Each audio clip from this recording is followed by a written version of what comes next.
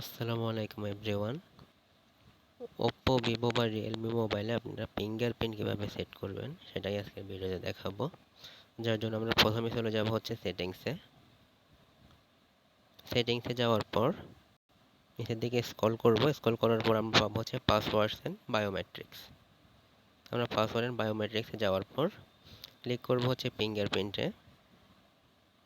আপনার আগে থেকেই হয়তো স্ক্রিনে একটা স্ক্রিন লক দেওয়া আছে, সেটা এখানে টাইপ করবেন।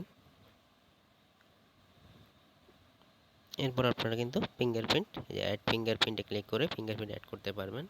তো আপনারা যে সেন্সরটা রয়েছে সেন্সরের উপর হাত দিয়ে কন্টিনিউয়াসলি আপনাদের আঙ্গুলের বিভিন্ন অংশ এখানে দিতে থাকবেন, অর্থাৎ একবার দিবেন একবার ছাড়বেন, এভাবে পুরো আঙ্গুলটা কাভার করবেন।